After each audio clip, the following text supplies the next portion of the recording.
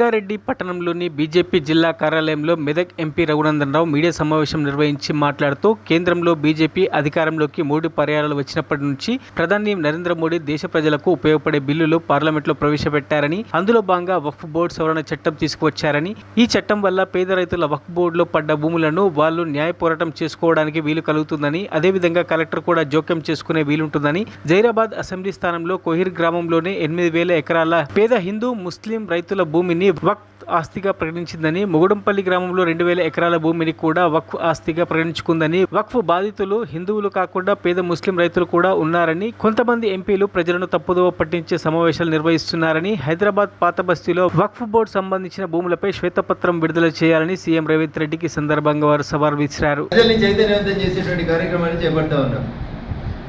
So దేశంలో ఏం జరిగింది, తమిళనాడులో ఏం జరిగింది, ఆంధ్రప్రదేశ్లో ఏం జరిగింది, ఈ అంశాన్ని పక్కన పెడితే ముందు మనం ఉన్నటువంటి సంగారెడ్డి జిల్లా, పాత మెదక్ జిల్లాలో అనేక ప్రాంతాల్లో కూడా వక్ఫ్ పేరిట, వక్ఫ్ ఆస్తుల పేరిట పేద ప్రజల్ని, రైతుల్ని, చివరికి జైరాబాద్ లాంటి ప్రాంతాల్లో మైనార్టీలు కూడా వక్ఫ్ని రద్దు చేయాలనేటువంటి ధర్నా చేసేటువంటి పరిస్థితులు కల్పించినారు.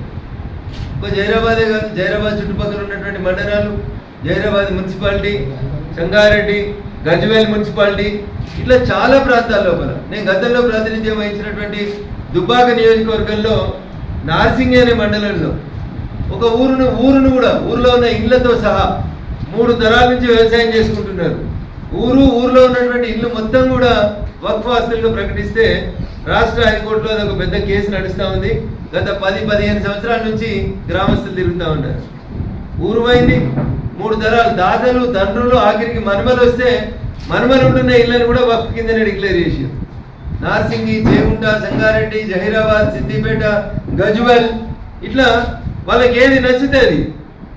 మన రాష్ట్రానికి సంబంధించినటువంటి మంత్రులంతా చాలా స్పష్టంగా దాని మీద ఈపాటికే దేశ ప్రజలందరికీ వివరణ చేస్తూ వస్తూ ఉన్నారు. నేను ఈరోజు ఈ జిల్లాకు సంబంధించి, పాత మెదక్ జిల్లాకు సంబంధించి మీ ముందు కొన్ని విషయాలు ఉంచదలుచుకున్నాను. వక్ఫ్కి సంబంధించి ముందు సంగారెడ్డితో మొదలు పెడితే, సంగారెడ్డి జిల్లా కొండాపూర్ మండలం సైదాపూర్లో సర్వే నెంబర్ 78లో 197 ఎకరాల భూమి ఉంది. ఈ భూమిని 200 మంది రైతులు సాగు చేసుకుంటూ వీళ్ళకి పాస్ పుస్తకాలు కూడా గతంలో ఉన్నటువంటి ప్రభుత్వం ఇచ్చింది. కానీ ఎప్పుడైతే ధరణి అనేటువంటి ఇష్యూ వచ్చిందో అప్పటి నుంచి వీళ్ళకి పాస్బుక్లు ఇవ్వకుండా ఈ రైతుల కష్టాలు ప్రారంభం చేసి ఈ భూమిని వక్ఫ్ భూమి అని డిక్లేర్ చేసి ఇన్నే ఉంటుంది. మా సంగారెడ్డి మీడియా మిత్రులు పోయి అడిగితే ఆ గ్రామంలో ఉండేటువంటి రైతులు వాళ్ళ కష్టాలను మీ దృష్టికి తీసుకొని వస్తారు. ధరణి వచ్చిన తర్వాత వాళ్ళ పాస్బుక్లు ఆపేసిరు, బ్యాంకు లోన్లు ఆపేసిరు, రైతు బంధు లేదు, రైతు బీమా లేదు, రైతు రుణమాఫీ లేదు, రైతులకి నానా ఇబ్బందులు పెడతా ఉన్నారు. ఈ రైతులు వాళ్ళ తాతల కాలం నుంచి ఆ భూమిని సాగు చేసుకుంటూ వస్తూ ఉన్నారు. కొండాపూర్ మండలం Saidapur survey number 78, total extent 197 ఎకరాలు.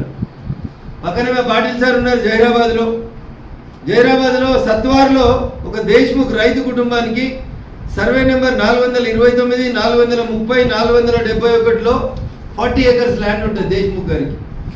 సర్వే నెంబర్ 429, 430, 471 ఈ 3 సర్వే నెంబర్లలో కలిసి దేశ్ముఖ్ గారికి 40 acres ల్యాండ్ ఉంటుంది. దేశ్ముఖ్ గారు చనిపోయిన పాప ఆయన 3 కొడుకులకి రావాలి లీగల్ ఎయిడ్స్ కింద. ఈ భూమిని కూడా వక్ఫ్ భూమి అని చెప్పి ప్రకటించేది. సత్వార్లో ఒక దేశ్ముఖ్ భూమి, దేశ్ముఖ్ గారు చనిపోయిన मुस्लिम लोगों को मेन स्ट्रीम में लाने के लिए बिल लेके आए। ये पूरा जो बिल है, जो गरीब लोग हैं, जैसा भी एमपी साहब बताया, जैसा जो माइक्रो माइनॉरिटीज़ है उनके फेवर के लिए बिल बनाए, इसमें ये बिल लेके आए। डेफिनेटली पहले वक्त में जैसा वक्त ट्रिब्यूनल रहता था, अभी जो भी शिकायत है ट्रिब्यूनल के पास देके जाते थे, वही लोग उस पर डिसीजन लेते थे कि हमारे को जस्टिस नहीं मिलता था, इनजस्टिस होता था। ऐसे बहुत सारे एग्जाम्पल के साथ आपको बताया गया है। अभी उसमें से बाहर निकलने के लिए आप अपन कोर्ट में जा सकते हैं, कलेक्टर के पास जाते, कलेक्टर इसके ऊपर कंट्रोल करते रहते थे। वो बोर्ड कंट्रोल करता थे, कलेक्टर कंट्रोल करते थे। हमारी बात सुनने वाला वो तो आगे बढ़े उसमें। इस तरीके से वक्फ बोर्ड बिल जो है कि बहुत सारा वक्फ बोर्ड बिल का जो रेवेन्यू है, पहले भी अपनी जमीन उतनी थी जब हमारे 163 करोड़ रुपए रेवेन्यू आता था, क्योंकि आज 12,000 से ज़्यादा करोड़ रेवेन्यू आने जैसे चांसेस रहते हैं। इतना कम रेवेन्यू में ये प्रॉपर्टी लोगों को लीज पे दिए है, और जो भी प्रॉपर्टीज दिए है वो प्रॉपर्टीज़ गरीब लोगों में डिस्ट्रीब्यूट नहीं करते हुए कई होटलों के लिए कई बड़े बड़े कामों के लिए दिए सो जिसको नॉमिनल किसी को 50,000 किसी को लाख किसी को 2 लाख रुपए किराया था, जहाँ पे कि करोड़ों में किराया आना चाहिए वहाँ पे हज़ारों में सैकड़ों में किराया लेने का सरकार ने काम किया है। डेफिनेटली इसमें कुछ लिमिटेड लोगों के बेनिफिट के लिए पहले ये काम करते था वक्फ बोर्ड, तो अभी वक्फ बोर्ड में बहुत सारे चेंजेस करके आने के बाद डेफिनेटली हर एक समाज के गरीब लोगों के लिए बिल लेके आए। इसमें हमेशा ही ये मुस्लिम के फेवर का बिल है ऐसा समझना चाहिए, क्योंकि इसमें महिलाओं का भी बहुत बड़ा कॉन्ट्रीब्यूशन है, महिला भी उनका इसमें सहभाग रखते हैं, महिला की भी बातें इसमें सुनी जाएंगी। और इस तरीके का बिल आने से आधे मुसलमान तो अभी हमारे फेवर में है, बाकी लोगों को भी समझना ज़रूरी है कि बिल से किन लोगों को फ़ायदा हो रहा है। डेफिनेटली अगर समझेंगे तो सभी लोगों को लगेगा कि ये बिल सबसे अच्छा बिल है और हमारे काम का बिल है, हमारे फ़ायदे का बिल है, हमारे गरीबों के हित के लिए, जो बच्चों को स्कॉलरशिप हो, बच्चों को ट्रेनिंग स्कूल्स हो या बच्चे को तो अलग अलग जो बेनिफिट मिला वो बेनिफिट कभी ये वक्फ बोर्ड की प्रॉपर्टी के रेवेन्यू से नहीं मिला, वो रेवेन्यू से आगे दिनों में ज़रूर मिलेगा, ऐसा पूरा भरोसा है।